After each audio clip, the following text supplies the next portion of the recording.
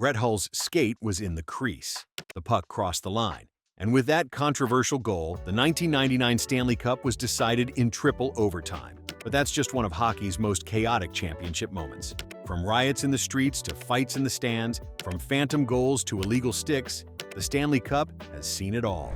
The most coveted trophy in sports has been dropped in swimming pools, left on roadsides, and even used as a toilet by players' children. Today, we're breaking down every chaotic moment in hockey championship history that left fans screaming, players fighting, and the hockey world forever changed. The Stanley Cup has been decided by inches, by milliseconds, and sometimes by calls that fans still argue about decades later. The no goal, 1999.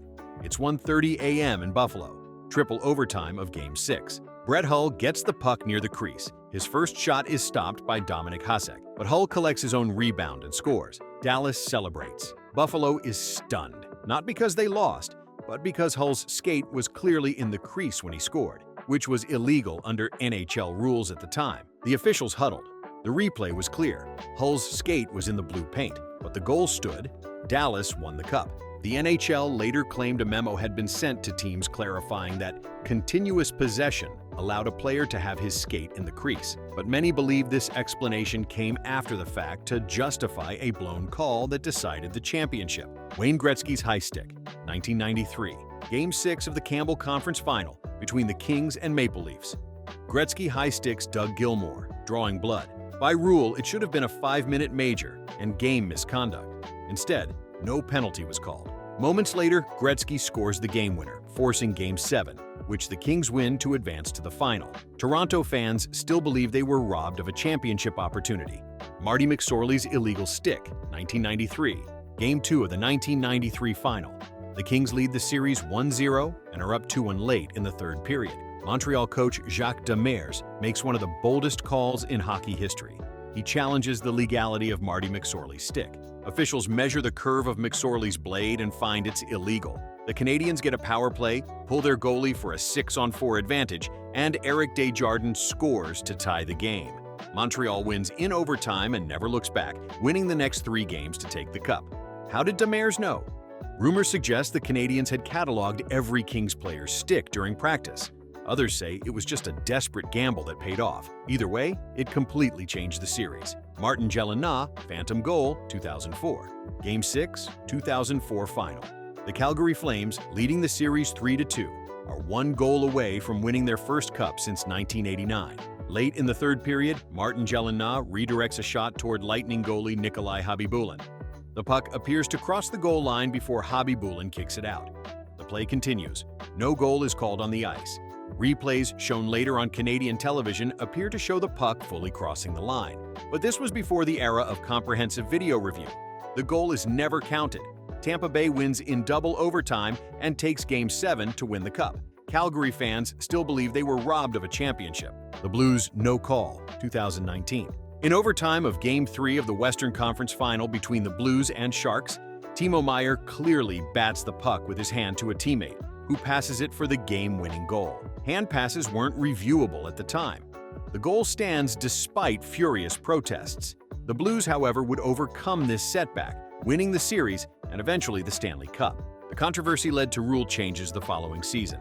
Joel Otto's kick-in goal, 1989, Game 7 of the division semifinals between Calgary and Vancouver. Joel Otto appears to kick the puck into the net with his skate for the series-winning goal. The officials allow it to stand despite protests. Calgary goes on to win the Stanley Cup that year, but the controversy of Otto's goal remains. Hockey championships aren't just about goals and saves. Sometimes they're about the moments of pure chaos that leave fans speechless and change the sport forever. The punch-up in the stands, 1979. December 23, 1979.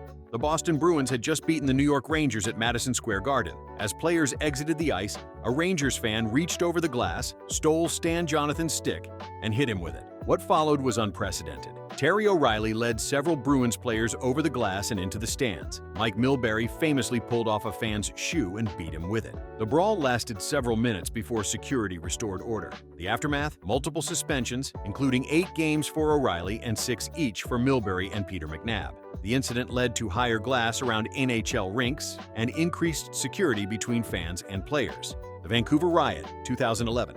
June 15, 2011. The Boston Bruins defeat the Vancouver Canucks in Game 7 of the Stanley Cup Final in Vancouver. As disappointed fans pour out of Rogers Arena, what begins as isolated incidents of vandalism escalates into a full-scale riot. Cars are overturned and burned. Store windows are smashed. Looters ransack businesses. Over 140 people are injured, and 101 are arrested. Property damage exceeds $5 million. Images of burning police cars and couples kissing amid the chaos go viral worldwide. The riot becomes a black mark on hockey fandom and leads to soul-searching in Vancouver about the relationship between sports, identity, and violence. The Fog Game, 1975. Game 3 of the 1975 Stanley Cup Final between Buffalo and Philadelphia. The Buffalo Memorial Auditorium lacks air conditioning, and on an unusually humid May night, a thick fog forms over the ice. Players can barely see the puck. The game is repeatedly stopped as officials try to clear the fog. During one delay, Sabres forward Jim Lorentz spots a bat flying around the arena and swats it out of the air with his stick, killing it instantly. Perhaps the strangest moment in Stanley Cup history. Despite the bizarre conditions, the game continues. Buffalo wins in overtime on Rene Roberts' goal, though many players admit they could barely see what was happening. Todd Bertuzzi's attack on Steve Moore, 2004. March 8, 2004. Not a playoff game, but an incident that cast a shadow over that year's Stanley Cup. Vancouver's Todd Bertuzzi attacks Colorado's Steve Moore from behind, punching him in the head and driving him face-first into the ice. Moore suffers 3 fractured vertebrae, facial cuts, and a concussion. His NHL career is over. Bertuzzi is suspended for the remainder of the season and playoffs. Criminal charges are filed, and a lengthy civil suit follows. The incident becomes one of the most violent in modern NHL history and leads to increased focus on player safety and the role of retribution in hockey. Lester Patrick's goalie performance, 1928. Game 2 of the 1928 Stanley Cup Final. New York Rangers goalie Lorne Chabot is struck in the eye by a shot. With no backup goalie, teams didn't carry them in those days, the Rangers face a crisis. In an incredible moment, 44-year-old coach and general manager Lester Patrick puts on the goalie equipment and plays the remainder of the game. Despite not having played goal before, Patrick allows just 1 goal, and the Rangers win in overtime. It remains one of the most remarkable substitutions in sports history and a testament to the different era of early Stanley Cup competition. The Stanley Cup itself, the oldest and most revered trophy in North American sports, has had its share of adventures, mishaps, and indignities over its 130-year history. The Drowning, 1991. After winning the 1991 Stanley Cup, the Pittsburgh Penguins held a party at Mario Lemieux's house. Players decided to see if the cup could float, tossing it into Lemieux's swimming pool. It didn't float. The 35-pound silver trophy sank straight to the bottom. Fortunately, it was recovered without damage, but the image of the Stanley Cup underwater became iconic. Since then, other teams have repeated the experiment, including the 2018 Washington Capitals, who did cup stands, like keg stands, from the trophy in a Georgetown fountain. The Bonfire, 1962. The 1962 Toronto Maple Leafs were celebrating their Stanley Cup victory when disaster struck. During a team party, the cup was accidentally dropped into a bonfire. The heat severely damaged the trophy, warping the silver bands. The team had to pay for repairs, and the incident led to stricter protocols about how players could handle the cup during their day with it. The Potted Plant. In one of the earliest Cup misadventures, the 1907 Montreal Wanderers left the trophy with a photographer's mother while they went out celebrating. The woman, apparently unimpressed with the trophy's significance, used it as a flower pot for her geraniums. When the team returned, they found the Stanley Cup filled with soil and flowers, perhaps the most peaceful retirement the battle-scarred trophy has ever enjoyed. The urinal toilet incidents. The Stanley Cup has had several unfortunate bathroom encounters. Red Kelly's infant son reportedly used it as a potty in 1964. Chris Draper's daughter did the same in 2008. In 1994, several New York Rangers took the cup to a strip club, where it was photographed filled with champagne and other substances. And in 1999, Dallas stars Ed Belfour and Guy Carbonneau allegedly tried to see if they could throw the cup from one hotel balcony to another. The Abandoned Trophy, 1924. After winning the 1924 Stanley Cup, members of the Montreal Canadiens were driving to a victory party when they got a flat tire. They removed the cup from the car while changing the tire, then drove off, completely forgetting the trophy on the side of the road. Hours later, they realized their mistake and rushed back. Miraculously, the cup was still there, waiting patiently on the roadside for its forgetful champions. The Dented Cup, 2018 onwards. Recent years have seen several cup denting incidents. The 2018 Washington Capitals notoriously damaged the trophy during their Cup Stands celebration. The 2022 Colorado Avalanche dropped it during their parade, creating a significant dent.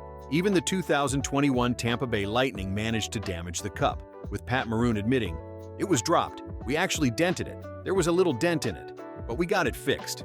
The Cup's keeper, Phil Pritchard, has become increasingly vigilant, but players continue to find new ways to test the trophy's durability. Let's take a closer look at some of these chaotic moments and their lasting impact on hockey history. The no-goal controversy's lasting impact. The 1999 no-goal controversy didn't just end a Stanley Cup final. It changed the NHL rulebook. The following season, the league eliminated the skate-in-the-crease rule entirely. Too many goals had been disallowed on technicalities, and the Hull incident was the final straw. Buffalo fans never accepted the explanation. Former Sabres coach Lindy Ruff still maintains the goals should have been disallowed. The controversy has become part of hockey lore, with no-goal merchandise still selling in Buffalo more than 2 decades later. The McSorley Stick Incident, a psychological masterpiece. The McSorley Stick Incident wasn't just about an illegal curve, it was psychological warfare. Montreal was down 1-0 in the series and trailing late in Game 2. If they lost, they'd be heading to Los Angeles down 2-0, facing elimination on the road. Demers later admitted he'd been planning the stick challenge for weeks. The Canadiens had been watching Kings practices, noting which players used illegal sticks. They waited until the perfect moment, when they were desperate and had nothing to lose. The psychological impact was devastating. The Kings never recovered from the shock of being caught. They lost the next 3 games, and the Canadiens won their 24th Stanley Cup. The Vancouver Riot. Social media changes everything. The 2011 Vancouver Riot was different from previous sports riots because of social media. As the chaos unfolded, people posted photos and videos in real time. This led to an unprecedented community response. In the days following the riot, Vancouverites created Wall of Shame websites identifying rioters from social media posts. Citizens cleaned up the city overnight, covering boarded windows with messages of apology and community pride. The riot became a case study in how social media can both amplify chaos and facilitate community healing. It also led to significant changes in how Vancouver and other cities manage large public gatherings during sporting events. The Cup's travels, from the bottom of Mario's pool to the top of a mountain. The Stanley Cup has traveled more than any other trophy in sports. It has been to the bottom of Mario Lemieux's swimming pool, to the top of mountains, and even to Afghanistan to visit troops. Each player on the championship team gets a day with the Cup. Some take it home to their small towns for parades. Others take it to children's hospitals. Some have baptized their children in it. The Cup has been to Red Square in Moscow, to the Kentucky Derby, and to the White House. It has appeared on late-night talk shows and been filled with everything from champagne to cereal to dog food, when Carolina Hurricanes' Eric Cole's dog ate from it. This tradition of players having personal time with the Cup is unique in sports and has led to many of the misadventures we've discussed. From controversial goals to bizarre on-ice incidents to the trophy's own misadventures, the Stanley Cup has seen more chaos than any other championship in sports. These moments aren't just footnotes in hockey history. They're the stories fans pass down through generations, the debates that never end, the moments that define what it means to love this sport. Whether it's Brett Hull's skate in the crease, Mike Milbury beating a fan with his own shoe, or Mario Lemieux's swimming pool, these chaotic moments remind us why we watch. For the unpredictable, the unbelievable, and the unforgettable. The next time you watch a Stanley Cup final game that goes to triple overtime, or see a controversial call that has fans screaming, remember, you're witnessing another chapter in hockey's long history of beautiful chaos. What's your favorite chaotic Stanley Cup moment? Let me know in the comments, and don't forget to subscribe for more hockey history content. Thanks for watching.